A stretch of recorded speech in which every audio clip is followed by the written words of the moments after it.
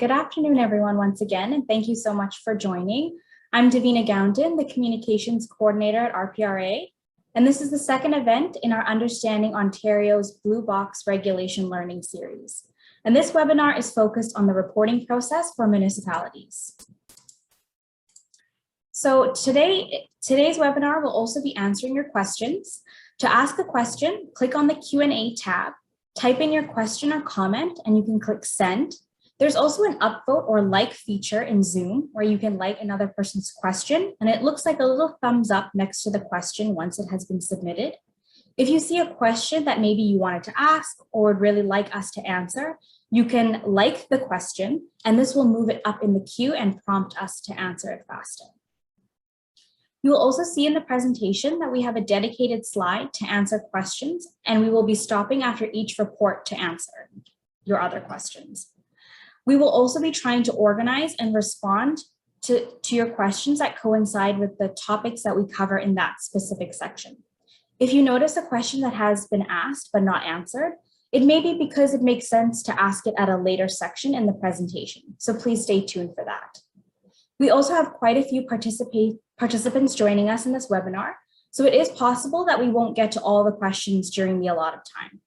If we can't get to your question in the allotted time today, or if you have a very specific question related to your reporting requirements, please feel free to reach out to our compliance and registry team at registry@rpra.ca, and they'll be more than happy to help you out. Just to let you know, this webinar is being recorded and will be posted on our website along with this presentation later this week.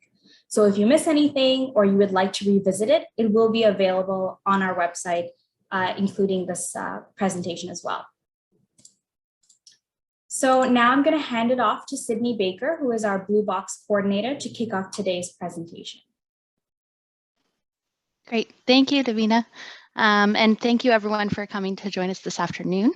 So like Davina said, this webinar is focused on the municipal reporting that needs to happen by September 30th of this year. Today, what we're going to cover, I'll just give a brief introduction to who is RPRA, and then an overview of the reporting. And then I'll also go over some resources that are available for municipalities as they complete this reporting. And then we'll go right into the Excel forms that need to be completed, and I'll walk us through sheet by sheet of those Excel sheets, and then answer any questions that you have as we go through. So next slide. So RPRA, or RPRA, or the Resource Productivity and Recovery Authority, we're the regulatory body that was created by the Government of Ontario to oversee and enforce extended producer responsibility in Ontario. So many of you will be familiar with us based on our work with other regulations. So we currently have a tires regulation, electronics, batteries, and most recently hazardous and special products, as well as the Blue Box regulation, which we're talking about today. So RPRA's role is to ensure that all obligated parties register and report. We will ensure that Blue Box materials continue to be collected throughout the province as municipalities transition to the producer-run framework. And we'll also be ensuring that management requirements are met. So that's producers' requirements to manage the materials collected through the collection system. And we'll be creating an electronic registry for producer reporting. And we'll work with businesses and other regulated entities, including municipalities, to make sure they understand their regulatory requirements under this regulation. And finally, we oversee and enforce compliance with the regulation and ensure that all the requirements that producers have under the regulation are met. For municipalities and First Nations, we will be collecting data from eligible communities about their existing Blue Box program to inform the transition to full producer responsibility. So that's what we're here to talk about today, is that reporting that we'll be collecting from municipalities. Go ahead. So there's three reports that need to be submitted to RPRA. The initial report needs to be submitted by all communities by September 30th of this year. So the initial report is a brief overview of your community, and everybody has to submit it this year. Reserves, if there's any First Nations on the call, your deadline to submit is November 30th of this year.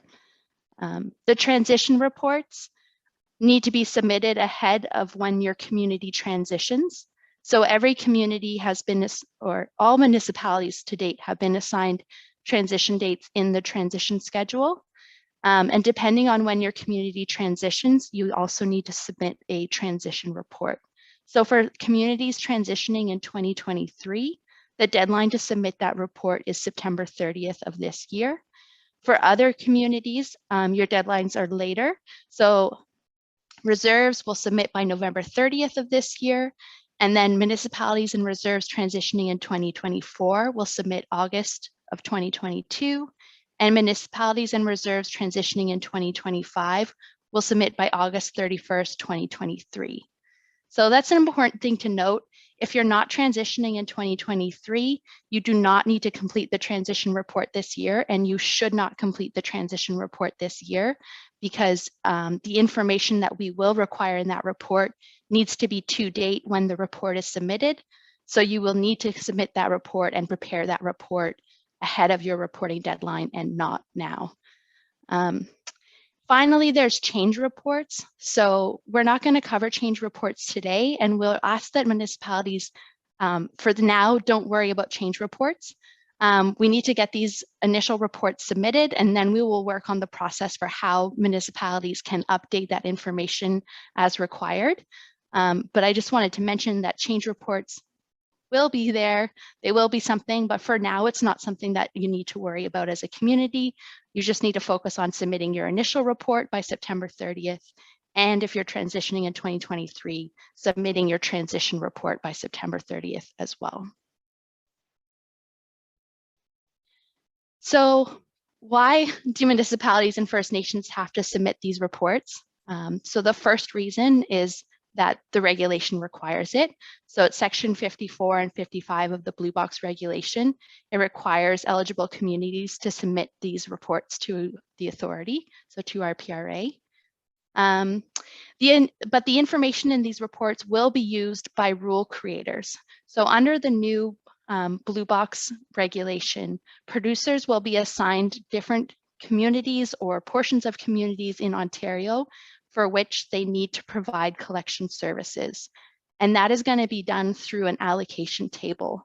So this year, there's a rule creation process that will be undertaken to establish how that allocation table is made.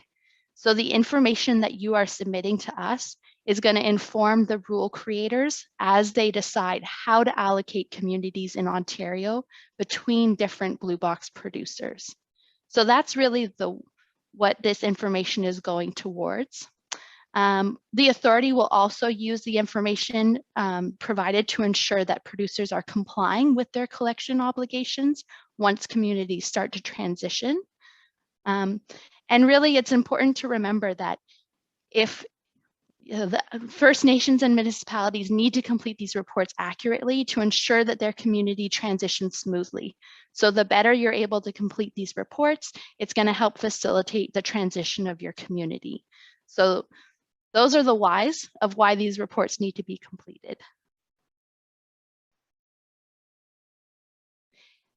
The next thing I want to cover is who needs to complete these reports. So every eligible community under the Blue Box regulation needs to complete these reports. So an eligible community is a local municipality or local service board area, or a reserve that is not located in the far north. So all eligible communities currently, other than the First Nations reserves, are listed in the transition schedule. So if you're wondering when your community transitions, or if you're wondering which eligible community you might be a part of, you can have a look at the transition schedule to see how your community is listed there. One important thing to note is that upper tier municipalities or waste associations cannot submit a report on behalf of an entire upper tier municipality or their entire program in the case of a waste association. We need one report for each eligible community. So that means that if an upper tier municipality currently reports to data call on behalf of 4 or 5 lower tier communities, they can't just submit one report for this. They have to submit 5 separate reports, one for each community in their program. In terms of who completes the reports, if you're an upper tier municipality, we're happy if you want to work with the lower tier municipalities so that you can help facilitate getting them the data. You may have better access to this data because you've been providing it to Data Call for years. We're happy if you work with those communities. We're happy if you complete the reports on their behalf. It's just really important that we receive one report per eligible community. So here, I just wanted to speak about some of the resources that are available to municipalities as they complete these reports. So the first is that we have prepared a municipal and First Nation reporting guide. So this is a detailed guide that goes through each question in the report. Where the data was already submitted to Data Call, it sets out where you can find that information in your Data Call report. And it also gives a little bit more of an explanation than you'll see in the forms about what information we're looking for at each question. So if you're just having a look at the reports or as you're going through trying to complete them, it's going to be a good idea to open this as a resource to go through alongside the reporting. In there, we have also answered some sort of FAQs and provided some definitions that are relevant to this reporting. So that's a great resource. Available on our website now, and you should have received it by email as well. So the other thing that we have is the learning series. So that's what you're participating in right now. And like Davina said, the recording as well as the presentation slides will be available on our website later this week. This is the only learning series we have planned for this municipal reporting. So we don't expect to see another webinar before September 30th. But that said, there's other ways that you can get information if you do need more information from us. So you can visit our website for general information about the Blue Box regulation. And we also have specific pages for municipalities and First Nations. And also we have a municipal reporting team for Blue Box. So this team is made up of some of our compliance team, as well as some faces that you may recognize from reporting to Data Call. So you can contact our municipal reporting team for Blue Box by contacting registry@rpra.ca or calling 833-600-0530. So that's going to be a really good resource. Like Davina said, we're anticipating a lot of questions today. If we don't get to your question, or if you have a question that's really specific to your community, please reach out directly to the team and they'll get back to you and help you with your specific situation and get an answer for your specific question. Next. So before we jump into the reports, I just wanted to see if there's any questions on this initial information that we've shared. Yes, we have a couple of questions here, Sydney. So the first one is for LTC and retirement homes. Do we enter the number of all that are currently receiving Blue Box collections or just the ones that are not for profit and receiving Blue Box collection? So that'll be covered as we go through the reports. That's going to be covered, but you would report the ones that are receiving collection under your WDTA Blue Box program. So you'll see in the definition of facility that there's two ways that a long-term care home or a retirement home can qualify as a facility. The first is if they're a not-for-profit, and the second is if they're currently receiving services under the WDTA Blue Box program. Okay, and then the other question we have here is, do two-tier municipalities such as York Region submit both lower tier, like local municipality, or just the upper tier, as in region? Yes, so we don't need any report from the upper tier municipality. We need reports from the lower tier municipalities. So each lower tier needs to submit a report. There's no report required from the upper tier municipality. And we have another question here that says, we are two single tier municipalities, both rural and less than 1,000 population, who share a landfill site and therefore all recycling. Can we submit one report, or does each township have to do their own reporting with population data, etc.? Yes, so we need a separate report per eligible community. So there, when you're completing the initial report, the fact that you share services, share a landfill site, won't need to be reported. In the transition report, there is a way for communities to indicate that they share a depot site with other communities, but we need one initial report from each community. And if you're transitioning in 2023, we need one transition report from each community. Okay, and then we have another one. Do we still have to complete the data call reporting until we transition? Yeah, so communities need to continue to report to data call. This reporting is in addition to data call. When you stop reporting to data call will depend on your transition date, and that information will be made available to communities. But for now, yes, you will have to submit both reports. And even if you reported to data call this year, you still need to submit these reports to us as well. Or if you reported your 2020 data to data call, you still have to submit these reports as well. And will producers be providing the recycling pickup service, or will they have to provide funds to municipalities to provide recycling pickup? So how transition will work, so it could be either, is the long and the short of it. Producers are required to ensure that materials are collected, and they have requirements about how and when materials need to be collected from residences and facilities. But how they go about doing that will be determined in a commercial marketplace. So yeah, and more will come on that later. I do want to try and focus today on the municipal reporting that needs to be done. But yes, generally it could be either, and how that plays out will be determined over the next few years leading up to the transition starting. Okay, and we will get to the other questions as they relate to reporting later on. Sydney, back to you. Great. So I am going to share the first report. Just give me a second here.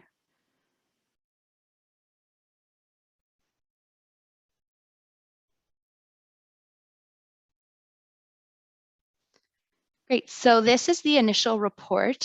So this is the first page that you'll see, and the first page is about contact information. So generally here, there's some information at the top, but I've covered that already in the slides that we went through. The first thing you'll be asked to complete is the name of the eligible community. And as I said, it should be the name of the community as listed on the transition schedule. So if you're wondering which eligible community you're part of, you can have a look at the transition schedule to see how your community is listed there. We're then going to ask for primary contact information, and there's also an opportunity for an alternative contact, for 2 alternative contacts here. So the primary business contact information should be provided from someone in the eligible community. So it should be someone in the community that this form is being completed on behalf of. And it should be someone who can speak about the waste management program. So I understand for a lot of communities, there may be a team or there may be several people. I think what's important is that to think about who can direct inquiries to the appropriate person. So that's one thing we've put out here, but who the primary contact is really just going to be if someone has a question about these forms, if RPRA has a question about these forms, we're going to reach out to this contact. If they're not able to answer that question, but they're able to direct us to someone who can, that's fine. And then the alternative contacts will reach out to you if we're not able to reach the primary contact. And it's optional whether or not a community provides alternative contacts. So I think that's pretty straightforward, but do we have any questions about just contact information? No, nothing on contact information at the moment. Okay. So we'll move on to the next slide, or sorry, sheet here. So here we're asking for some general information about your community's population as well as residences in your community. So the first question we're asking is who operates your WDTA Blue Box program and your garbage collection? So the operator is the person who makes arrangement for collection and processing of materials in your community, and they can speak to how your program operates. So we've left space here for you to have several program operators, and that's because in particular, we understand that, you know, maybe your garbage collection is operated by the municipality itself, but for your blue box operation, maybe it's an upper tier municipality or a waste association. So we just wanted to give municipalities the flexibility to indicate where there's more than one operator. But that's what we're looking for here. It's not the person who is contracted, so we don't need to know about every contract that exists in your community to provide collection services. We need to know who is making the arrangements, who is seeking out the contracts, who is, who's operating the program. So who's really making those arrangements and making those decisions about how your program runs. The next question here is the population. And here we're looking for the total population in your community. So this means that we're looking for the population regardless of whether or not they receive blue box collection services. So everybody who lives in your community is included in this population. The only thing that you wouldn't want to include is any seasonal residents. So we want, if there's any residents who aren't in your community year round, we don't need them included here. But for the total population, everybody should be included. Similar here with the number of residents, we're looking for the total number of residences in your community. And this is regardless of whether or not they receive blue box collection services. So a residence is a household, and that's how it's reported in data call. You'll see it as called as a household. And in the municipal reporting guide, we have called out where in your data call report you can find this information. It was reported. And here we've broken it out into two sections. So you're going to report the number of single family residences. So those are residences in buildings with fewer than 6 or fewer dwelling units. And that's the same as how you report it to data call. And then in a multi-residential facility is when you have 6 or more dwelling units. So this is the same as how it was reported in data call. And we have made multi-residential facilities. We have chosen, well, they are multi-residential facilities are facilities that have 6 or more dwelling units. So if a building has just 2 units, so maybe it's a house with a basement apartment, that should be reported as a single family residence. If a building has 6 or more units, so thinking of an apartment building or a condo building, that is when you would report it as a multi-residential facility. So again, here we're looking for the number of residences or households. And then in this next question here, we're going to ask you, now we care whether or not they receive blue box collection services. So we want to know the number of single family residences that receive curbside collection. And then we want to know the number of single family residences that receive depot collection as their primary mode of collection. So we understand that a lot of residences that receive curbside collection may also have depot access. Those residences would be reported as receiving curbside collection. Only where they don't have curbside collection would we want you to report them here as receiving depot collection. So, and this information is also reported to data call. And in our municipal reporting guide, you can see where in data call to find this information. So I'll pause there for some questions. Yes, we have a couple of questions. So someone is asking, is it possible to update the primary contact information, or can we send an email to RPRA with an update of information? This person is going to be away in October of 2021. And at this point, they have not had a replacement named yet. What should they do? Yeah, so yeah, if you need to update contact information, sending an email to registry at RPRA is a great way to do it. And we have another question here. Can the upper tier municipality that is responsible for waste management be the main contact on the form? So we'd prefer if the primary contact is from the eligible community. The upper tier municipality can be an alternative contact, but the primary contact should be from the eligible community on behalf of whom the form is being submitted.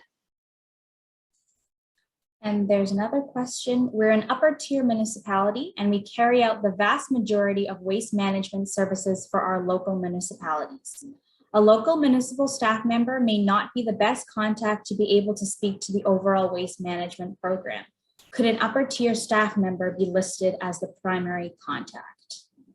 Yes, so again, I understand that might be the case. And if if that primary contact is from the lower tier municipality and they say, I don't have the answer, contact the upper tier municipality, that's fine. But we would like the primary contact to be from the eligible community. Okay, and for the program operators section, how do you want us to differentiate the recycling processing regional municipality from the collection contractor local? So I'm not sure I understand that question. So maybe that's a good one if you reach out directly to our municipal reporting team and explain the specifics of your situation, they'll be better able to answer you because I'm not sure that I understand from that.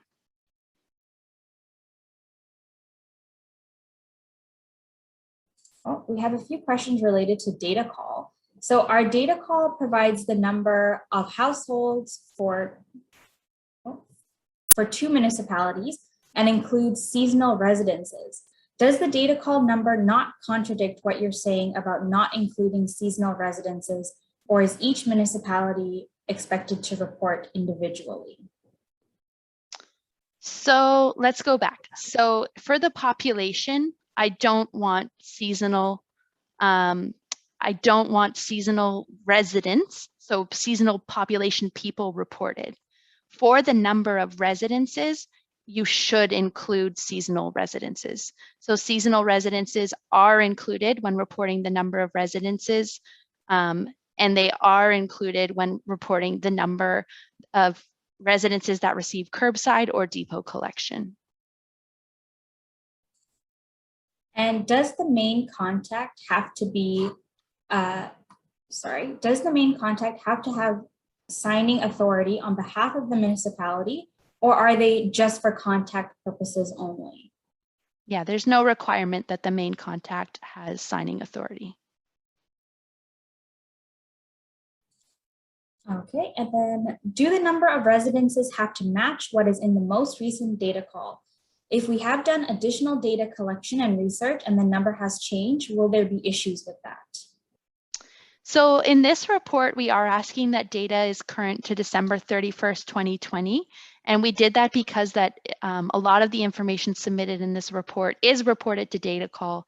And so we wanted to make it easier for municipalities to use the work that was already done for data call when completing this report. That said, if you think that there's inaccuracies in what was reported to data call, then for sure, give us the accurate data, and it's fine if it does not match your data call report. But it should be to date for December 31st, 2020. So if the reason it's changed is because now you're looking at the numbers as of August 31st, 2021, then we don't want that August 31st, 2021 data. We want the December 31st, 2020 data. Okay, and we just want to make sure that we have enough time to continue going through the report. So we'll pause on questions for now and we'll continue after. Back to you, Sydney. Great. So the next sheet here is about facilities. And I'll just point out, if you are going through the form, you can use these next step arrows and it will take you to the next sheet. But you can also navigate through the sheets at the bottom of the page here. So this question here, the number of multi-residential facilities that receive Blue Box collection services under your WDTH Blue Box program as of December 31st, 2020. So here we're looking for the number of multi-residential facilities. So this means the number of facilities, not the number of units within those facilities. So one apartment building with 100 units is one facility and will be reported as one here. It's not reported as 100 units. And again, a multi-residential facility is a building that has 6 or more dwelling units. And multi-residential facilities include apartment buildings and condominiums, but do not include buildings used for temporary accommodation, such as a hotel. So the next question here is other facilities in the eligible community that receive collection services under your WDTA Blue Box program as of December 31st. So here, like we spoke about before, are retirement homes, long-term care homes, as well as schools and private schools. So as you see in the definition here, retirement homes that are operated by a municipality that does not operate for the purpose of generating a profit, or that were included in the WDTA Blue Box program on August 15th, 2019. So if the facility was eligible for collection based on your rules at August 15th, 2019, and is currently receiving collection services under your WDTA Blue Box program, it should be reported here. Similar for long-term care homes, again, not profit, or that were included in your WDTA Blue Box program as of on August 15th, 2019. And then the number of buildings that contain schools or private schools should also be listed here. And again, these are facilities that were receiving collection services under your WDTA Blue Box program as of December 31st, 2020. So if there are private schools in your community, or if there are public schools in your community that do not currently receive Blue Box collection under your WDTA Blue Box program, you do not need to report them here. Here you should be reporting those that do receive collection services under your WDTA Blue Box program.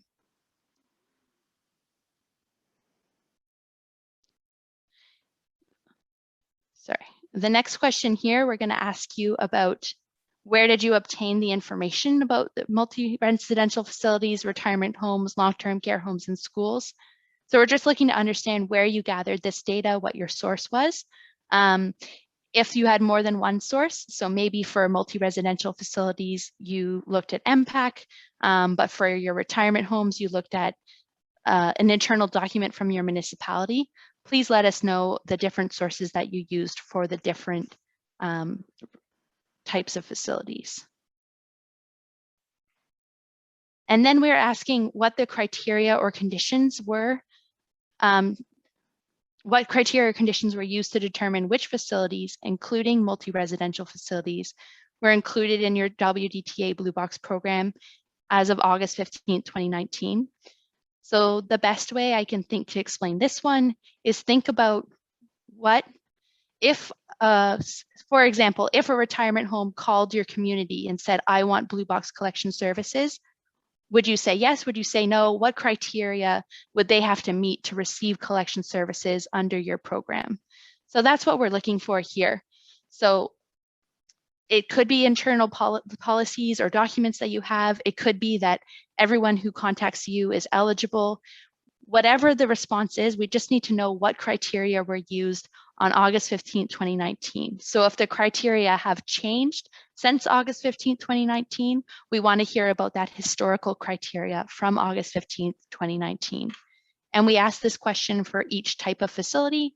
So first multi-residential, then retirement homes, then long-term care homes, and then schools and private schools. And we can pause there for some more questions. Okay, so just to confirm, if a residence has 5 dwelling units or less, is it to be reported as one household? So in that situation, it would be reported, when we're talking about households, it would be 5 households, but it would be reported in the single family household. So it'd be reported as a single family residence, but it would be 5 single family residences. Okay, and should low-rise condos, i.e. townhouses, with 6 or more units be reported as single-family homes or multi-residence? Yeah, so I think in that situation, it's important to consider how those condos are serviced. So really, when we're thinking multi-residential facility, we're thinking of a different service type. So if those townhomes are receiving curbside collection alongside residential collection, then I think they should be reported as single family residences. But if those condos those townhouses amalgamate all their garbage into one larger bin that's then collected as it would be from a high-rise facility, then it should be reported as a multi-residential facility. Great.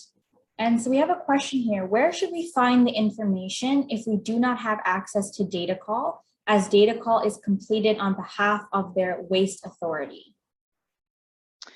Yeah, so you could reach out to your waste authority and see if they would be willing. You can download a PDF of the data call report, but it sounds like in that case that the data submitted to data call would be on behalf of several communities and might not be that useful for you. So in that case, you would have to find this information. I don't necessarily know where would be best for you and your community to find that information. But if you want to reach out to our municipal reporting team, we can try and support you. But otherwise, it is your community needs to find this information and report it to us. Perfect. And we just have another clarifying question here. When reporting the number of units for multi-residence, do we report the total number of units in the building or the total number of buildings with 6 or more units? So let's go back. So here you're reporting the number of residences, units in multi-residential facilities in your community. So that is where you would report the number of multi-residential units that there are in your community. And then here, where you're reporting on facilities, you're telling us the number of facilities in your community. So here we don't care how many units, we just care the number of buildings. So I hope that clarifies. There's 2 different situations there. Okay, and then we'll continue on with the form. Back to you, Sydney. Okay, sure. So after facilities, you're going to report on public spaces. So blue box receptacles in public spaces are eligible sources under the blue box regulation. So a public space means an outdoor area in a park, playground, or sidewalk, or a public transit station or stop under municipal or provincial jurisdiction, including track level stop to which the public is normally provided access. And then a blue box receptacle means a container, bin, cart, or bag, or other receptacle that holds blue box material and from which blue box material is collected. So at this question, we're asking you to tell us first, are there any receptacles in your community that receive collection under your WDTA Blue Box program? And then the number of blue box receptacles in public spaces that there are in your community.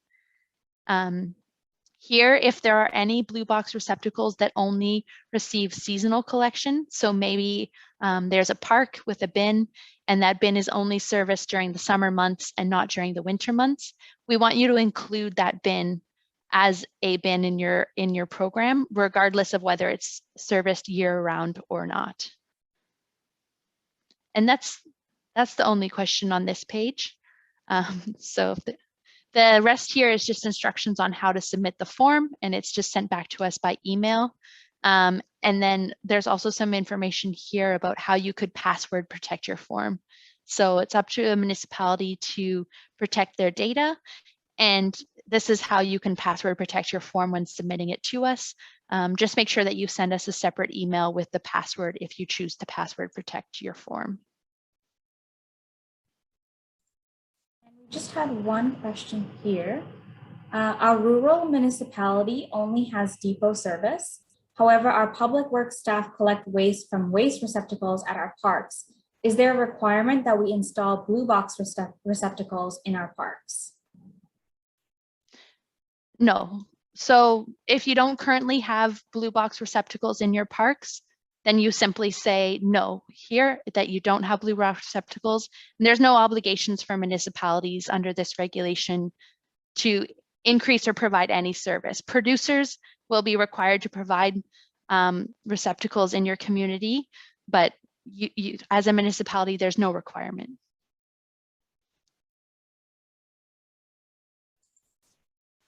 Okay, and then we just want clarification on a public space. So does the definition of park include municipal boat launches or a municipal beach? That's something I haven't considered before. I don't see why it wouldn't, but maybe if you can just run that question to the municipal reporting team and we'll just think about it before we give a definitive answer, just because we haven't considered that before. No problem. And then we also have a question here. The upper tier municipality does not collect blue bins in parks. The lower tier municipality is responsible for this. Do we, as the upper tier municipality, have to report on this number? So again, there's no reporting being done by an upper tier municipality.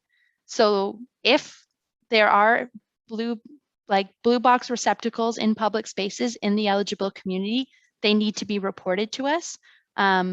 But this would be reported by the lower tier municipality because the lower tier municipality is submitting the report, or the report is submitted on behalf of the lower tier municipality. No reporting is being done by an upper tier municipality.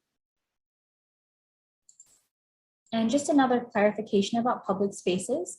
So what if the receptacle is located outdoors near a park, but also near the entrance of a community center? I.e., how do we delineate which receptacle should be included in the count?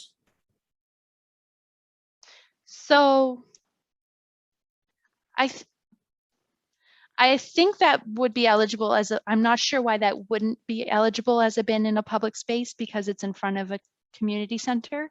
But maybe that's another one that our team can think about and get back with an answer just before we give a definitive answer on that. Okay, and just one more question relating to the other tab on password protection. So when this person originally downloaded the forms, there was no tab on how to password protect. Were there any other changes or only the addition of the tab with instructions on password protection as this person has already started completing the report?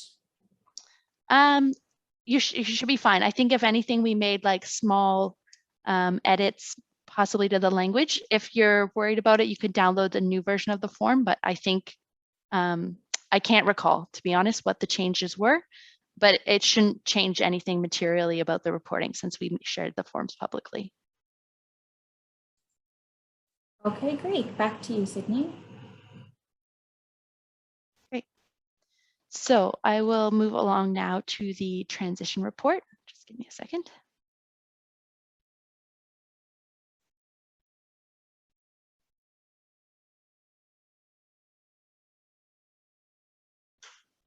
Okay, so this report is longer and more detailed.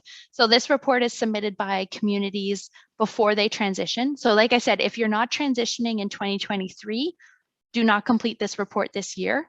And you're welcome to follow along this part of the presentation, but I will say we may make adjustments to this report before you report. Unlikely that there would be anything substantial, but if there's something that really doesn't work this year, we may make small adjustments before next year's reporting. So that's one reason not to do this report if you're not transitioning in 2023. The other reason not to do this reporting if you're not transitioning in 2023 is that the data submitted in this report needs to be to date. So it has to be current when the report is submitted. And so if you're submitting this report in August 31st, 2022, the data needs to be current to August 31st, 2022, or as close thereto as you can. So we don't want your data from this year in 2022. So I just want to highlight that again, that this report should only be completed this year by those transitioning in 2023. So this first page here is the same as on the other sheet. We're asking for the name of the community, primary contact, and then there's an opportunity to provide 2 alternative contacts. Since we've been through that, I'm just going to jump right ahead to the next sheet here. And on this sheet, we're asking you to report on single-family residences that receive curbside garbage collection in your eligible community. So as discussed before, a single-family residence has fewer than 6 dwelling units. So This is a building, so not a multi-residential facility. These are fewer than 6 dwelling units. And what we want you to provide to inform us about the location of the single family residences in your community is a map, or several maps, depending on what works best for your community. And with these maps, what we're really looking for is something that you would have used if you were going out for a request for quote or a request for proposal for collection services in your community. And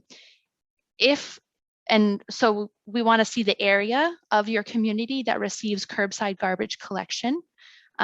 If possible on these maps, we want you to indicate if there's any areas that only receive seasonal collection.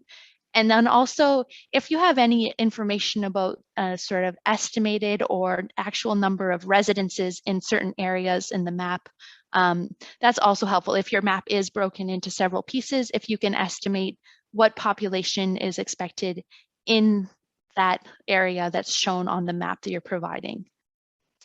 So when you're submitting these maps, obviously they will have to be separate documents. So we ask that you name them in this way so that we can keep track of all the different documents that we get. So if first we want you to provide your community name, and then this is curbside garbage collection and 1.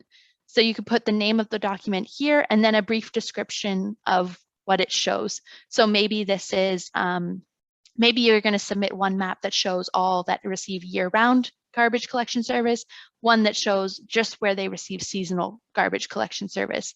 Or maybe your community is larger and so you have several maps and you want to break it into north, south, east, west. So just give us a brief description of what the different maps show to help someone navigate through these materials who won't be as familiar with them. And then we're also going to ask you to suggest where somebody could get more detailed information about the residences in these maps. So if somebody was looking for all the addresses that are contained in those maps, where would you suggest that they get that information from? And we have this drop-down list here of potential sources of data.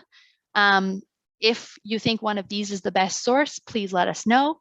Otherwise, you can always write other, and then we'd ask that you would just add a description in the box here of where you think people should go for that information.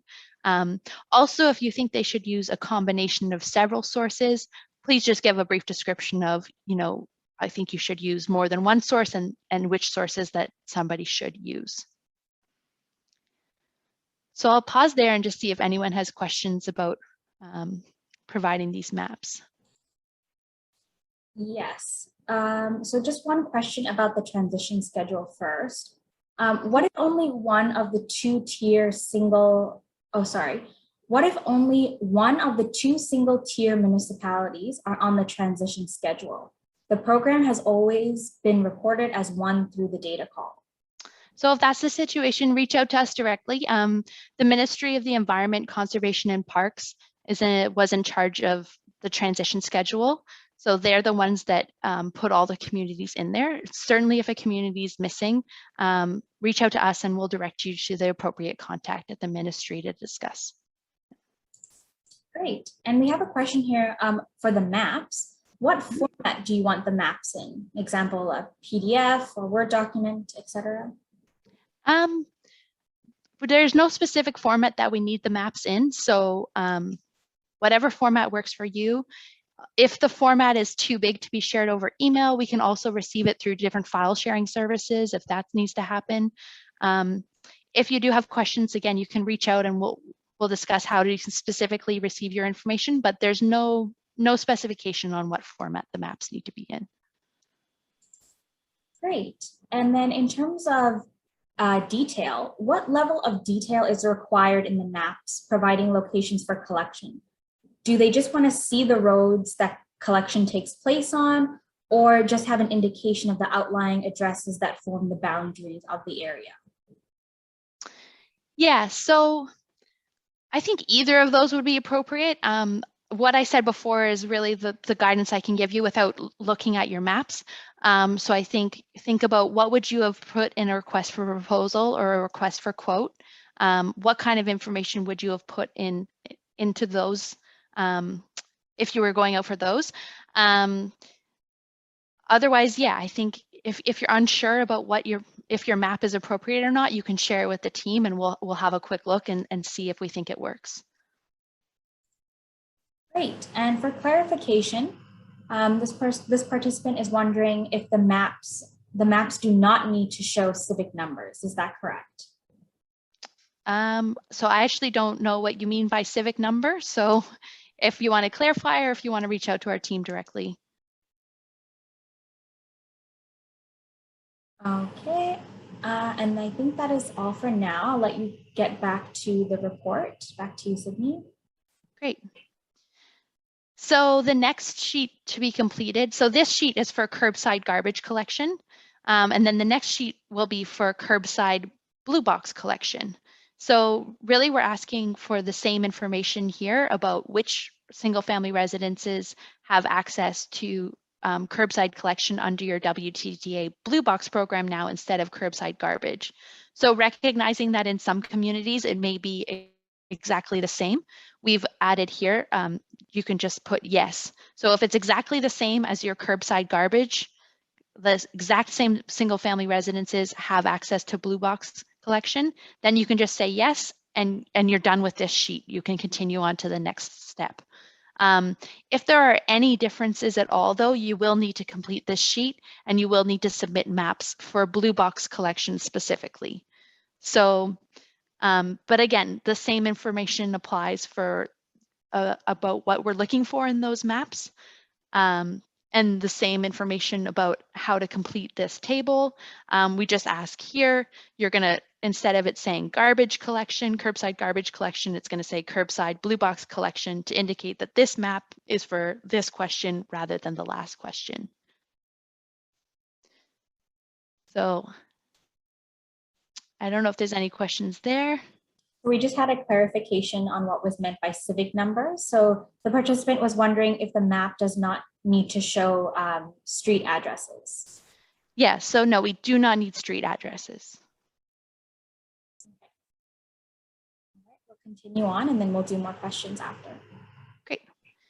So on the next sheet here, we're asking for the location of single family residences that have access to depot garbage collection. So here, what we're looking for is all residences that have access to depot garbage collection. So even if they have curbside collection and also depot garbage collection, we want you to indicate that they have access to depot collection in this map or on this sheet. We have allowed here that maybe all residences in your community have access to depot garbage collection, in which case you can just say yes, and then there's no need to provide maps of which residences do or do not have access to depot garbage collection. And again, same information about the maps applies and same information applies about completing this table and the source for the data that you have. And I will indicate, so this tab number 5 is the same again as the depot garbage collection, but this one again is about blue box collection. So on the last sheet, you were providing which single family residences have access to garbage collection. This one you're saying, or depot garbage collection, sorry. This one you're saying which have access to depot blue box collection. And again, we allow that you can say all residences in my community have access to depot blue box collection, or that all residences that have access to depot garbage collection have access to depot collection for blue box. So if either of these is true, then you can go yes, and you can continue on to the next step. But otherwise, we ask that you again provide maps of the location of all single family residences that receive depot blue box collection in your community.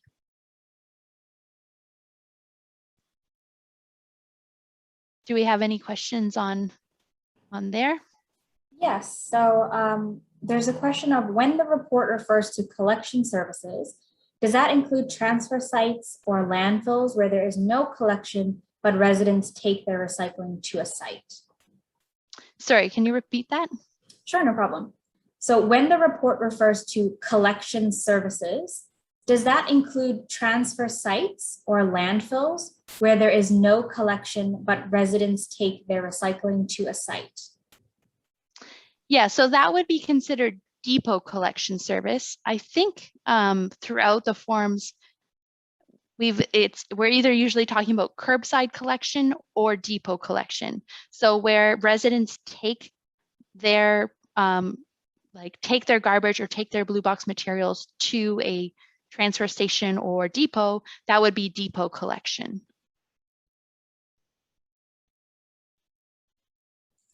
Okay. So again, just to confirm, does collection services refer to both curbside and depot access? We do not offer curbside at all within our municipality.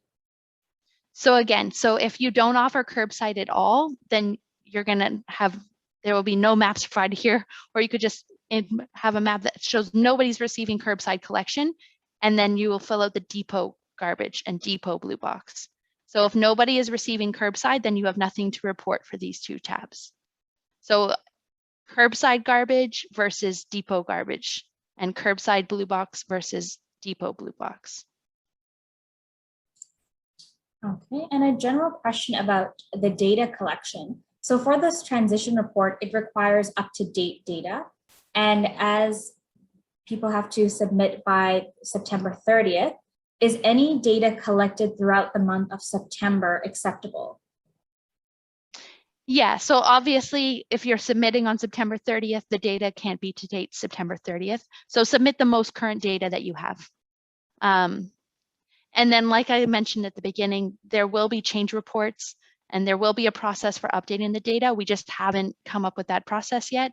So for now, submit the most current data you have. And if we require more updated data from you, we will be in touch about how change reports to be submitted and what we need to be submitted through change reports.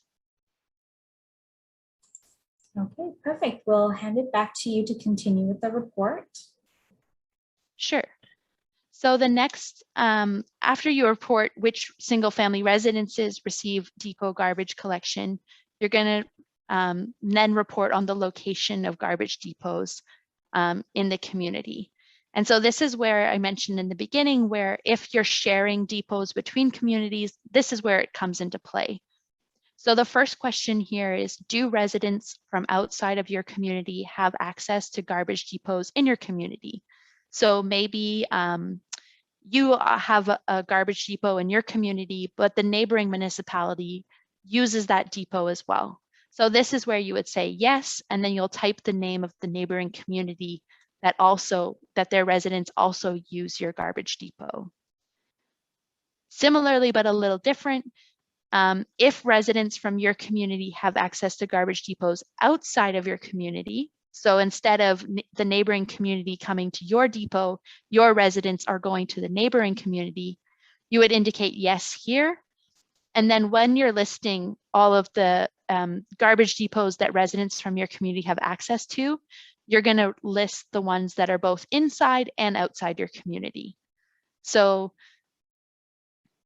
I hope that's clear, but this is where if you have those shared depots with other communities, this is where you're going to indicate it. And this is how you're going to report to us that your community shares depots with other communities.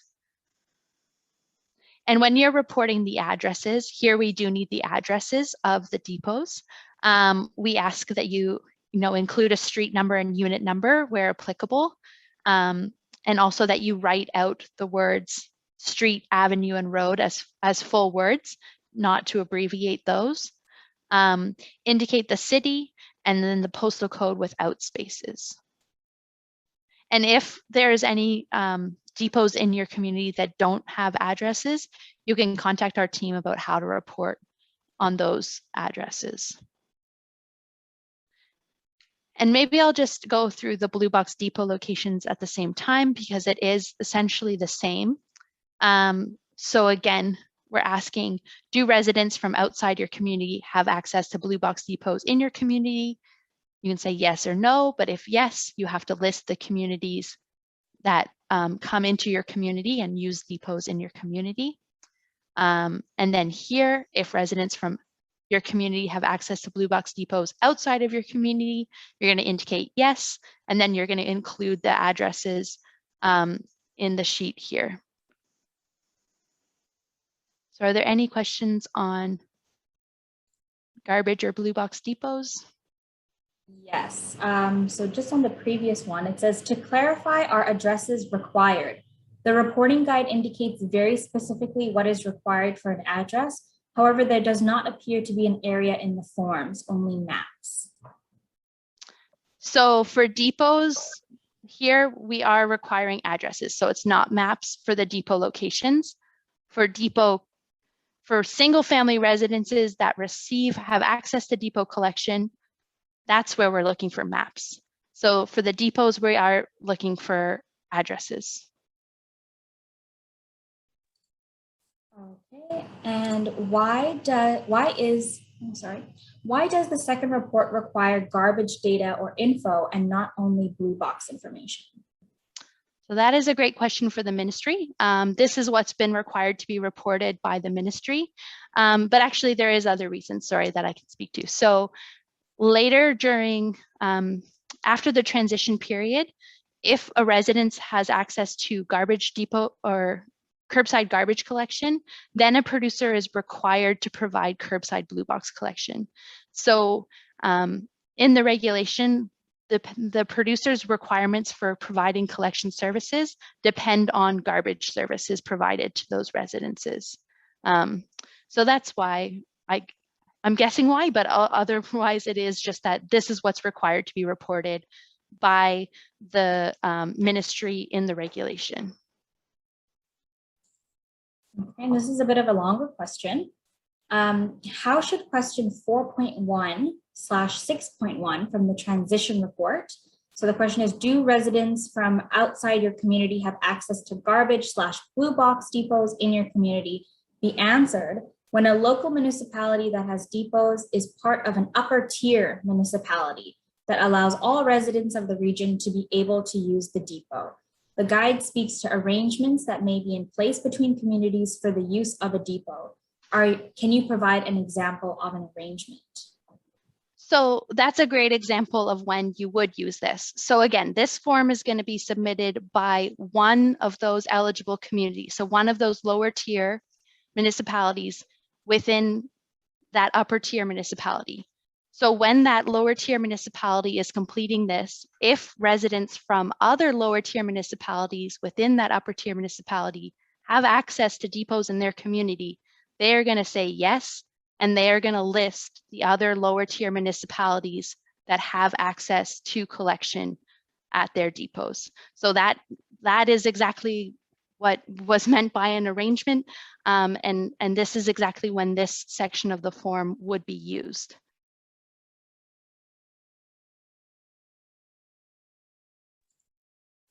Okay, and under depot garbage collection, sorry. So if the regional municipality operates supplementary recycling depots and recycling bins at bus stops, we ask the local municipalities to include those sites in their reporting since we are not submitting a report. Yes, so I guess that question is coming from an upper tier municipality and it's about public spaces. So yes, if the lower tier municipality has blue box receptacles in public spaces, they should be reported. Okay, and we'll let you continue on. Okay. So we are all the way to tab 7 now for facilities. So here we're asking that you provide the location of facilities in the eligible community that receive collection services under your WDTA Blue Box program.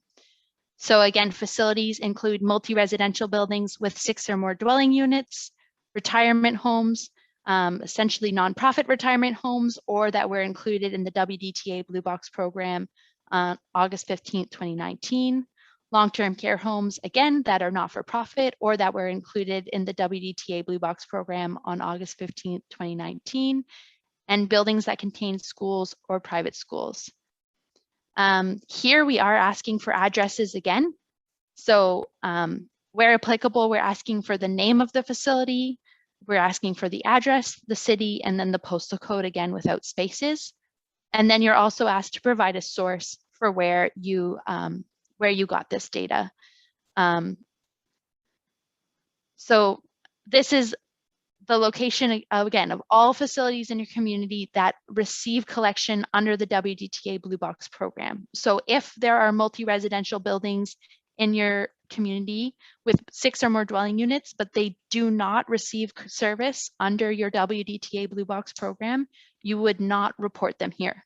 So these are only ones that are currently receiving service under your WDTA Blue Box program.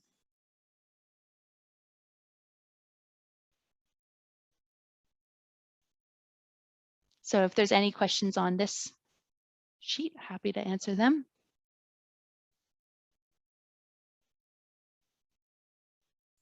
Yes, just 1 second. So we have a question here. What if you have multiple bins in the same park? How do we identify those bins, or do you just want one listing? So I'll speak to that actually on the next sheet when we talk about reporting on public spaces. Okay, no problem. We're just looking for a clarification here. What do you mean by name of facility? This applies mostly to long-term care homes and schools, but not multi-residences. Exactly. And that's where applicable. So if there is a name for the facility, please provide it. But if it's just an address, that's okay too. It's just going to help us make sense of this data if we have that bit of extra information where a facility does have a name. But yeah, so a school name is a great example of a name, similar name of a long-term care home or a retirement home.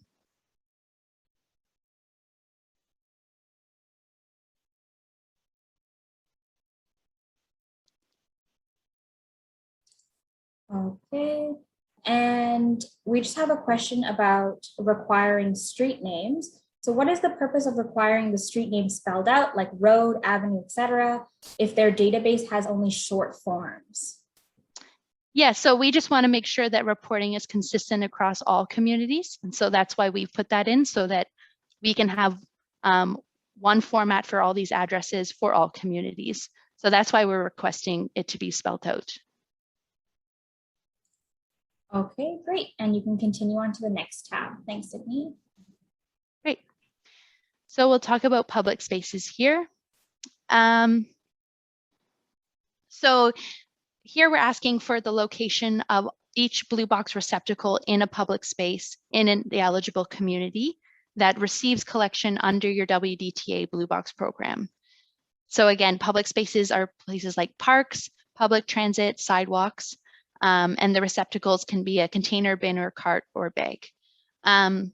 So here we are asking for addresses, but we recognize that a lot of public space bins likely might not have addresses. So the last person asked a question about in a park. So if your park has 10 bins, maybe the park has an address, but how do you locate those bins within the park?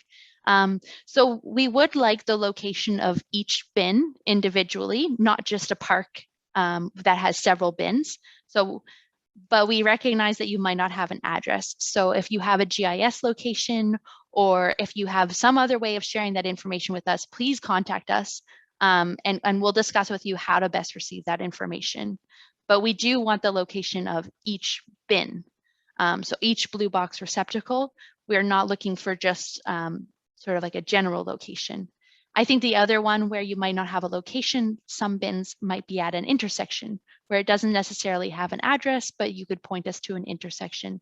So there's different ways that we can receive this data, and we're open to discussing what information you have and how to receive that information from you. But wherever possible, we would prefer an address if an address exists. And that's what we've put in the form here, but definitely recognize that for public space bins, addresses won't always exist.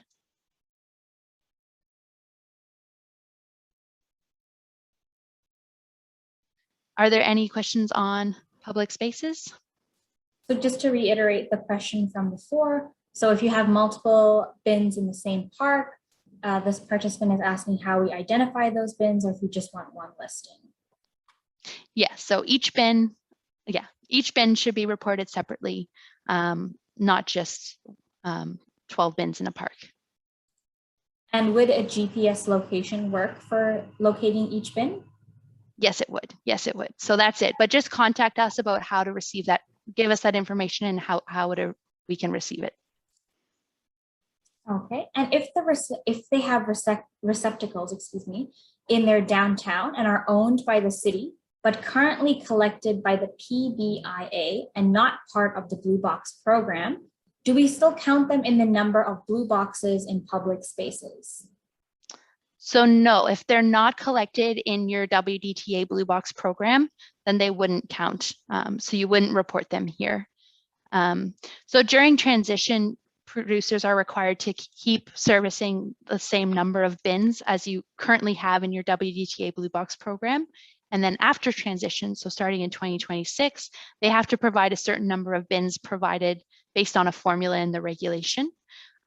So for now, we just need to know which bins are serviced under your WDTA Blue Box program, because those are the ones that are eligible during transition. Okay, great. And we'll get back to the report. Okay. Yeah, so the last sheet here is what we've called other, but this is some information about your collection streams and Blue Box materials largely. So here we want you to indicate Blue Box collection streams in your community. So we want to understand what streams exist. So do you have a multi-stream program or do you have a single stream program? So for example, are your papers and fibers separated from your plastics and glass, or are they all co-collected at once? And we also want to understand the frequency of that collection. And we recognize that this may differ between, say, facilities and residences and public spaces and even depots. So you may have different kinds of collection. You may have different numbers of streams depending on where this collection is happening. So here we want you to just sort of indicate all the different streams that exist in your community. And then we just want some basic information about them. So a brief description of the stream, how often it's collected, and then what kind of I guess what kind of eligible sources are those materials coming from? Are they coming from residences, facilities, or from public spaces? So that's it for that question really, but it feeds into the next question, because in the next question, these numbers become these numbers up here, stream 1, 2, 3, 4, 5, 6, 7. And if you have more than 7, contact us and we'll help you sort out your form. But then what we want to know, so here you gave us sort of a brief description. You said commingled fibers, plastic and glass. But now we want to know in that stream, we want to know specifically which materials are collected. So we've just asked you to indicate yes or no if all of these materials are collected in that specific stream reported in the table at question 9. And if any of the materials that are collected in that stream are not included already in this list, you can add them here to this other section. So feel free to add as many materials as we've missed. And we are also asking that you report on non-Blue Box materials that are collected through your Blue Box program. So examples of this might be like hardcover books, which are excluded from the Blue Box regulation. They're not Blue Box materials, but we understand are collected in some communities. So if you collect them, please indicate it in the table. That doesn't mean that those materials are eligible for collection once the program transitions to the producer run collection. But we would like to just get that information from you. So even if the materials are non-Blue Box materials, they can be reported as other here, and then just indicate which of the 7 streams or however many streams your community has, those materials are collected in. The other question on this sheet here is just the languages used for communication about the WDTA Blue Box program in your community. So we just want you to list all the languages that are used for collection or to communicate about collection services.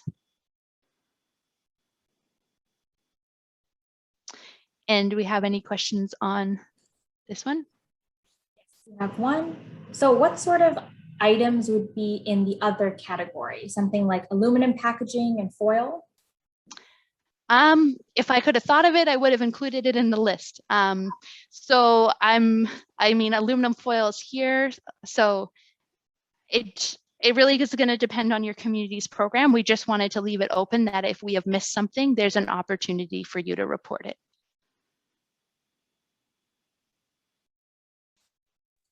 And in the other tab, how do you want frequency of collection dealt with for depot only programs? Yeah, so you can just indicate depot.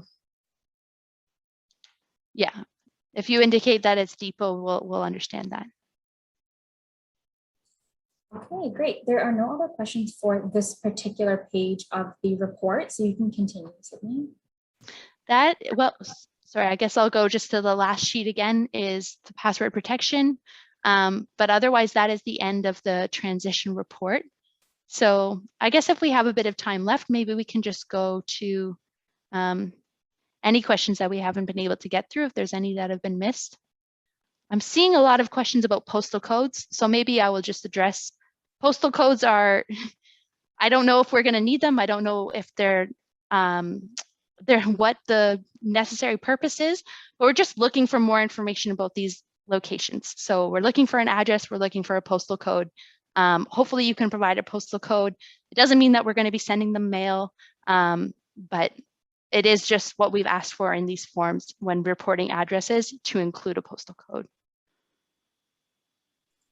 Okay, we also have a clarification question here. Can an upper tier municipality complete and submit a report on behalf of a lower tier municipality with a local municipal staff member noted as the contact? Yes, yes, they can.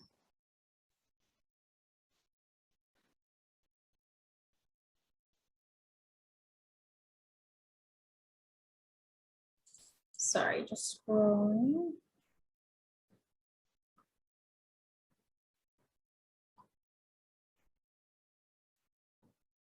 And a lot of these questions are very specific, so please feel free to reach out to our compliance and registry team at registry@rpra.ca.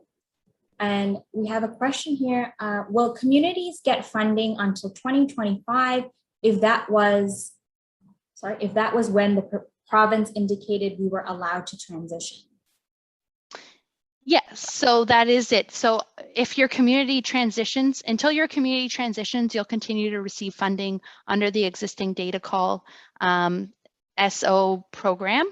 And then once your community transitions, it'll be up to the producer to be fully responsible for the collection services in your community. And essentially how that works will be determined between every producer who's allocated, or producers and pros who are allocated your community. But yes, until then you will receive funding as you do now through the Data Call Stewardship Ontario program. Okay, and we have another question. We're using property assessment data from MPAC to determine this data, the facility count specifically. Is this good enough? We don't keep a database of the count of every type of facilities in this community. Yes, so if that's the best data you have, that's the best data you have. I think MPAC might define multi-residential facility differently based on my recollection of MPAC codes. But if that is the source that you're using and it's accurate, that's fine. If there's specific concerns with how it's working out for your community, you can contact us. Great. And for schools, if the school receives private collection services not facilitated by the municipality, should they be included? No, they should not. So for facilities, when you're reporting on facilities, you're reporting on those that receive collection services under your WDTA Blue Box program. Perfect. And if our municipality continues to add long-term care homes and condominiums between 2023 and 2025, will they be eligible when we transition as of January 1st, 2026? So facilities that are added prior to your transition date are eligible for Blue Box collection services during transition if they received collection services under your existing program. Otherwise, facilities will have to register with us. So a facility will have to register as a facility with RPRA, and then they'll be eligible to receive collection January 1st of 2026. And to clarify, all households receiving curbside collection, but also have access to depot collection, will we have to say yes, that they have access to depot collection in the form, even though they have access to curbside as well? Yes, so in the transition report here, if they have both curbside and depot, we do want you to indicate that they all have access to depot collection. So in the transition report, where a resident has access to both curbside and depot collection, you're going to report on them twice. So they're going to be recorded in the curbside section as well as in the depot section. Okay, and to confirm, my municipality is scheduled to transition on January 1st, 2024. My only ask at this point is to complete the Blue Box initial report. It would not be beneficial to try and complete the Blue Box transition report. Is that correct? That is correct. Yeah. So only communities transitioning in 2023 should be completing the transition report this year. And we have another clarification in terms of depots. So a depot outside of the community, does this include hazardous waste depots? No. So here we're only looking for the location of garbage depots or blue box depots. Recognize that some of those depots may be multi-purpose and may also collect hazardous and special waste, but if it's only collecting hazardous and special products, we don't need to hear about that in these reports. It's specifically garbage depot locations and blue box depot locations. Okay, and this specific municipality considers multi-unit as 7 units or more, and that is how they reported for data call. Is that satisfactory for reporting multi-units in our report, or do we have to try to figure out 6 units or more? Yeah, so we are asking for 6 units or more. If you want to discuss your specific situation, you can reach out to our team. But yeah, 6 units or more is what a multi-residential facility should be reported as in these reports. Okay, and what if a condo has a municipal blue box collection, but has their own private garbage collection? Will they still have recycling collection under the producers? So if the facility is currently receiving collection under your WDTA Blue Box program plan, which I think this facility is, then yes, they will receive collection throughout transition from the producers. So I think that's the question. Okay, and we're just going to take a quick break to launch a poll for our webinar feedback. It'll just take a couple of seconds. If we could please fill it out. It just helps us to improve our webinars and our sessions, and so that we can explain it better in the future.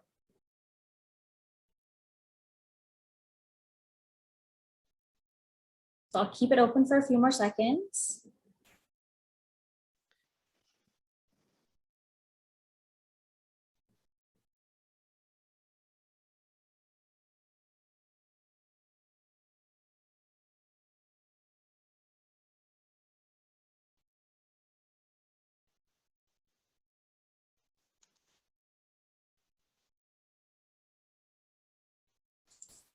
Okay, and I'm going to close it now. You can have a look at the results.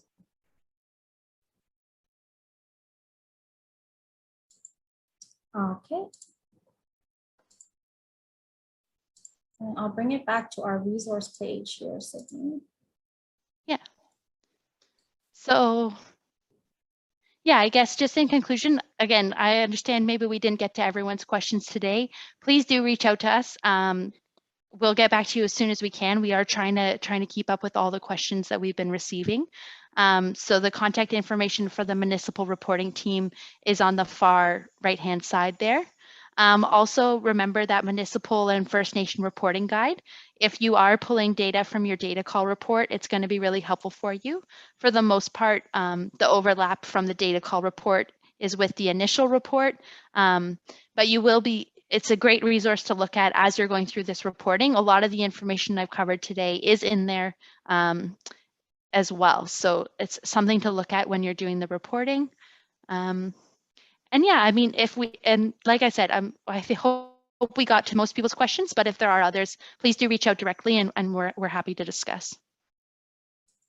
Thank you so much, Sydney. And just to confirm, this webinar is being recorded and will be uploaded to our website later this week. And it will include this presentation that has links to all the reports, as well as information to help you with your reporting. As well as we want to remind you that we have a page on our website for municipalities to help them in their reporting requirements. And if your question did not get answered, or if you have very specific questions, please once again reach out to our registry and compliance team at registry@rpra.ca. Thank you so much for joining us, and I hope you have a great day. Sydney, if you have any other closing comments? No, I think that's great. Thanks, everyone, and we're happy to hear from you with more questions. Thank you so much. Bye.